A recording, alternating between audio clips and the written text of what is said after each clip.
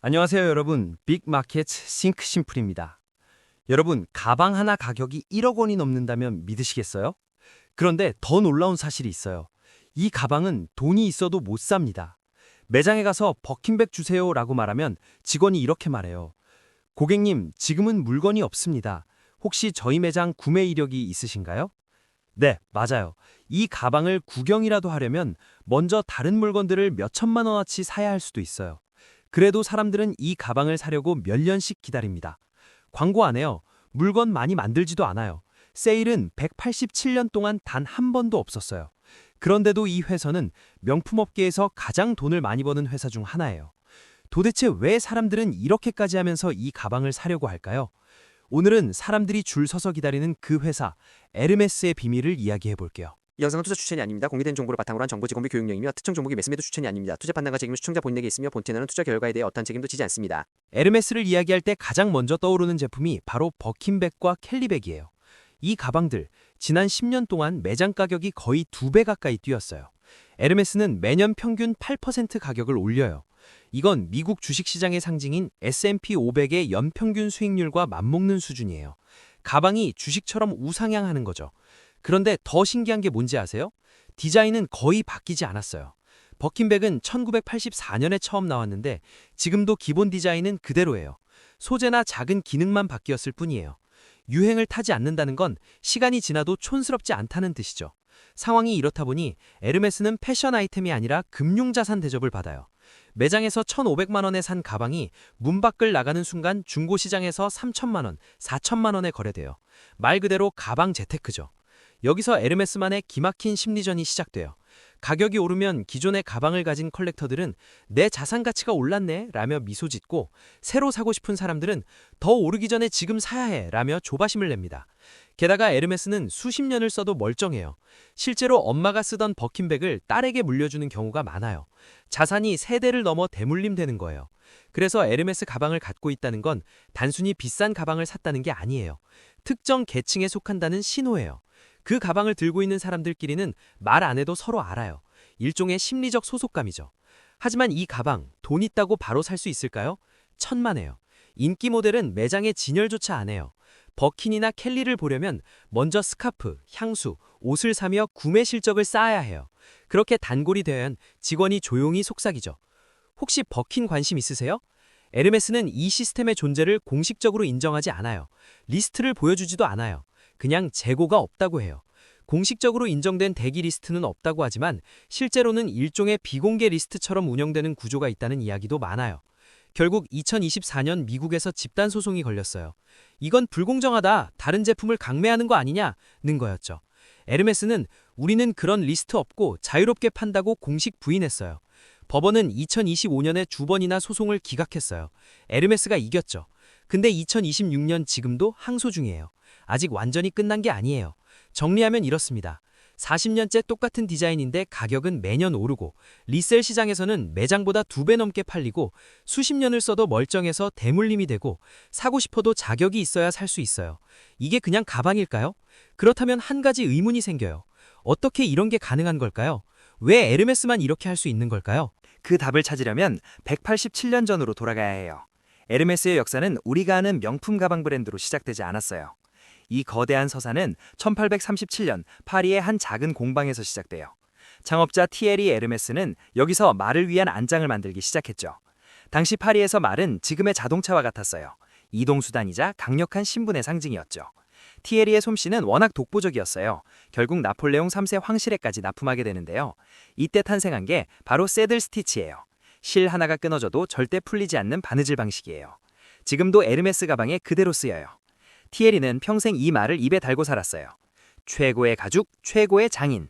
그 정신이 187년이 지난 지금까지 에르메스의 DNA예요. 티에리가 세상을 떠나고 아들 샤를 에밀이 가업을 이어받았어요. 2대 샤를 에밀은 아버지의 공방을 지금 에르메스 본점이 있는 파리 포브르 생토노레 거리로 옮겼어요. 1880년의 일이에요.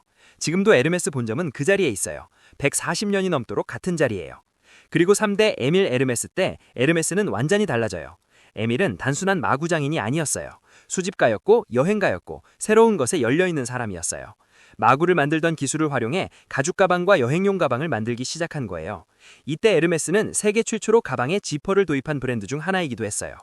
여기서 재미있는 이야기가 하나 있어요. 에르메스를 상징하는 주황색 박스 말이에요. 지금은 브랜드의 상징이지만 원래 에르메스 상자는 크림색이었어요. 그런데 제2차 세계대전 때 프랑스에서 포정용 종이가 부족해졌어요. 남아있던 종이가 주황색뿐이었어요. 그래서 어쩔 수 없이 그 상자를 사용했는데 그 색이 지금까지 에르메스의 상징이 되어버린 거예요. 그리고 1956년 에르메스 역사를 바꾸는 사진 한 장이 찍혀요.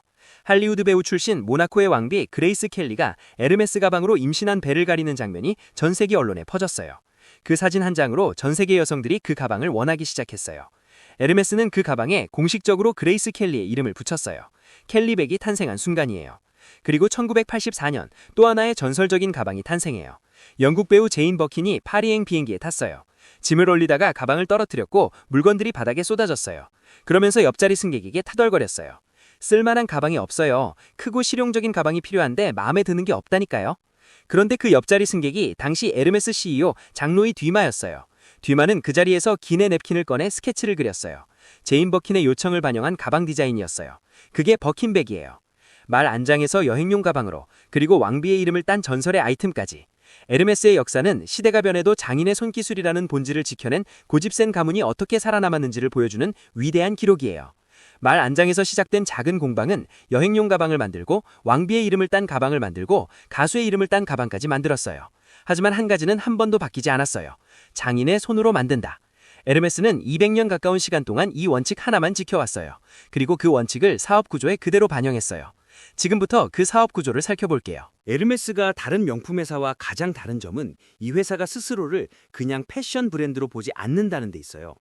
에르메스는 사업을 나눌 때도 일반 회사처럼 사업부, 디비전 이런 말을 잘 안 쓰고 메티에라는 표현을 써요. 프랑스어로 장인의 전문 분야라는 뜻이죠. 쉽게 말하면 에르메스는 우리는 물건을 파는 회사가 아니라 여러 장인 세계를 운영하는 회사다라고 생각하는 거예요.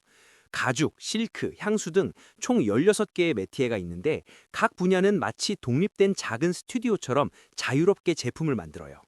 CEO 악셀 뒤마의 철학처럼 창의성이 최우선이기 때문이죠. 그런데 이 16개 분야를 전부 에르메스가 직접 만들어요. 외주를 주지 않아요. 가죽 가방은 프랑스 공방에서, 실크 스카프는 리옹의 직영 공장에서, 시계는 스위스 자회사에서. 처음부터 끝까지 에르메스 장인의 손을 거쳐요. 심지어 가죽 원자재도 직접 관리해요. 악어 농장까지 운영해요. 전체 생산의 74%가 프랑스에서 이루어지고 55%가 회사 소유 공방에서 만들어져요. 원재료부터 포장 박스까지 전부 자기가 하는 거예요. 왜 이렇게 복잡하게 할까요? 두 가지 이유예요.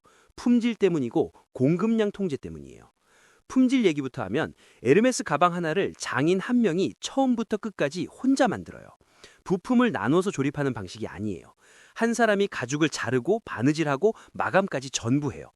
버킨백 하나 만드는데 18시간에서 25시간이 걸려요. 이틀이 넘게 걸리는 거예요. 그리고 바느질 방식도 특별해요. 아까 얘기한 새들 스티치 기억하시죠? 실 하나가 끊어져도 절대 풀리지 않는 그 바느질이에요. 기계로 흉내낼 수 없어서 지금도 손으로 해요. 이러니 아무리 빨리 만들고 싶어도 한계가 있을 수밖에 없어요. 두 번째가 공급량 통제예요. 이게 에르메스 비즈니스 모델의 진짜 핵심이에요. 에르메스 공방은 한 곳에 장인을 250명 이상 두지 않아요. 250명이 넘으면 공방이 아니라 공장이 된다는 원칙이에요. 공장이 되는 순간 에르메스가 아니라는 거죠. 대신 공방을 계속 새로 지어요. 프랑스 전역에 지금 24개 공방이 있고 2028년까지 3개를 더 지을 예정이에요. 매년 장인도 500명씩 새로 채용하는데 바로 현장에 투입하지 않아요. 최소 2년을 훈련시켜요. 그렇게 해도 생산량 증가는 매년 6-7%로 제한해요. 일부러요.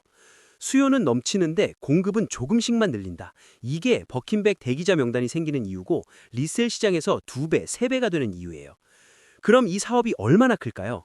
2025년 에르메스 전체 매출은 약 20조 원이에요. 5년 전인 2020년이 약 11조 원이었으니까 5년 만에 약 2배 정도 커진 거예요. 이 중에서 가죽 제품이 44%로 가장 크고 의류가 28%, 주얼리와 홈이 13%, 실크가 6%, 시계와 향수가 나머지를 나눠요. 여기서 재미있는 게 있어요. 주얼리와 홈 제품 비중이 5년 전 8%에서 지금 13%로 올라왔어요. 에르메스가 가방 회사를 넘어서 집안의 그릇부터 침구까지 생활 전체를 에르메스로 채우는 브랜드로 진화하고 있다는 신호예요. 근데 진짜 놀라운 거 따로 있어요. 영업이익률이에요. 매출에서 비용 다 빼고 남는 돈의 비율이 41%예요. 비교해 드릴게요. 매출 총이익률, 그러니까 물건 만드는 원가를 뺀 기본 마진을 먼저 보면 에르메스가 71%, LVMH가 67%, 케어링이 73%예요. 여기까지는 비슷비슷해요. 그런데 광고비, 인건비, 운영비 다 빼고 난 영업이익률을 보면 완전히 달라져요. 에르메스 41%, LVMH 22%, 케어링은 고작 11%예요. 에르메스가 LVMH의 2배, 케어링의 4배예요. 왜 이렇게 차이가 날까요? 광고를 안 하기 때문이에요. 왜 광고를 안 해도 될까요? 버킨백 자체가 광고이기 때문이에요. 187년의 역사, 그레이스 케니, 제인 버킨, 이 이야기들이 이미 전 세계에 퍼져 있어요. 에르메스 가방을 들고 거리를 걷는 사람이 곧 광고판이에요. 돈을 안 써도 되는 마케팅 구조예요. 정리하면 에르메스의 사업 모델은 아주 단순해요. 장인이 만든다. 그래서 많이 못 만든다. 많이 못 만드니 희소성이 생긴다. 희소성이 생기니 광고를 많이 안 해도 사람들이 줄을 선다. 그리고 그렇게 번 돈이 경쟁사보다 훨씬 많이 남는다. 즉, 에르메스는 단순히 가방을 잘 만드는 회사가 아니에요. 매티의 구조, 수직 계열화, 생산량 통제, 그리고 낮은 판촉 의존도로 초고마진을 만드는 회사예요. 겉으로는 예쁜 가방 회사처럼 보이지만 안을 뜯어보면 사실은 희소성을 설계하는 아주 정교한 수익기계에 가까워요. 이게 에르메스가 187년 동안 갈고 닦은 돈 버는 방식이에요. 그런데 여기서 한 가지 질문이 생겨요. 이렇게 완벽해 보이는 회사에 리스크는 없을까요? 아무리 강한 기업이라도 리스크가 없는 회사는 없어요. 에르메스도 마찬가지예요. 4가지예요. 첫 번째는 제품 집중도 리스크예요. 에르메스는 의류, 주얼리, 향수 등 다양한 사업을 운영하고 있지만 여전히 가장 중요한 매출원은 가죽 제품이에요. 특히 버킨백과 켈리백 같은 상징적인 가방이 브랜드 이미지를 이끌고 있어요. 만약 젊은 세대의 취향이 바뀌거나 새로운 브랜드가 등장해 이 시장을 흔들게 된다면 브랜드 전체에도 영향을 줄 수 있어요. 명품 시장은 변화 속도가 느린 편이지만 세대가 바뀌기 시작하면 브랜드 선호도도 함께 이동하는 경우가 있거든요. 두 번째는 글로벌 경기 리스크예요. 명품 산업은 기본적으로 고가 소비 시장이에요. 경제가 좋을 때는 소비가 빠르게 늘어나지만 경기 침체가 오면 고가 소비부터 줄어드는 경우가 많아요. 특히 금리 상승, 금융시장 불안, 자산 가격 하락 같은 상황이 발생하면 소비자 심리가 위축될 수 있어요. 물론 에르메스 고객층은 일반 소비자보다 경제 상황의 영향을 덜 받는 편이지만 글로벌 경제가 장기간 둔화될 경우 명품 시장 전체가 영향을 받을 가능성은 여전히 있어요. 세 번째는 중국 의존도예요. 에르메스 매출의 약 43%가 아시아에서 나와요. 유럽이 약 33%, 미국이 약 17%인 것과 비교하면 아시아 비중이 매우 높은 편이에요. 사실상 중국 소비가 핵심 성장 동력이라고 볼 수 있어요. 그런데 최근 중국 경기 상황이 그리 좋지 않아요. 실제로 2025년 1분기 에르메스 아시아 매출 성장률은 약 1%에 그쳤어요. 평소 두 자릿수 성장률을 기록하던 시장이 갑자기 크게 둔화된 거예요. 만약 중국 경기 침체가 길어지거나 미중 갈등, 부동산 문제 같은 구조적인 문제가 심해진다면 에르메스도 영향을 받을 수밖에 없어요. 네 번째는 리셀 시장의 확대와 브랜드 이미지 리스크예요. 에르메스 가방이 주식보다 나은 자산이라는 이야기가 퍼지면서 실제로 가방을 사용하려는 소비자보다 되팔기를 노리는 리셀러들이 늘어나고 있어요. 매장에서 1,500만 원에 산 가방이 바로 리셀 시장에서 3,000만 원, 4,000만 원에 거래되는 현상은 브랜드 입장에서 양날의 검이에요. 희소성과 화제성은 높아지지만 동시에 에르메스는 리셀러들의 투자 상품이라는 부정적인 이미지가 생길 수 있거든요. 여기에 최근에는 육안으로 구별하기 어려운 슈퍼페이크, 가짜 제품까지 등장하면서 리셀 시장을 혼란스럽게 만들고 있어요. 만약 소비자들이 내가 산 가방이 진짜가 맞을까라는 의심을 갖기 시작한다면 에르메스가 180년 넘게 쌓아온 브랜드 신뢰에도 영향을 줄 수 있어요. 결국 에르메스는 강력한 브랜드와 높은 수익성을 가진 회사이지만 동시에 제품 집중도, 경기 변화, 중국 시장 의존도, 그리고 리셀 시장이라는 새로운 변수와 함께 앞으로의 균형을 계속 유지해야 하는 회사이기도 해요. 자, 오늘 에르메스 이야기 어떠셨나요?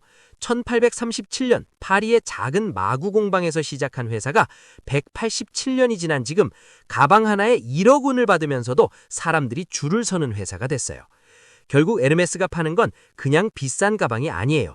장인이 이틀 넘게 한 땀 한 땀 바느질한 시간이고 아무나 가질 수 없다는 희소함이고 187년 동안 한 번도 세일하지 않은 고집이에요. 그 고집이 쌓여서 지금의 에르메스가 된 거예요. 여러분에게 명품은 어떤 의미인가요? 단순히 남에게 보여주기 위한 도구인가요? 아니면 200년의 철학을 소유하는 경험인가요? 1억 원이라는 가격표 뒤에 숨겨진 진정한 가치를 판단하는 건 이제 여러분의 몫이에요. 오늘 영상이 도움이 되셨다면 구독과 좋아요 부탁드려요.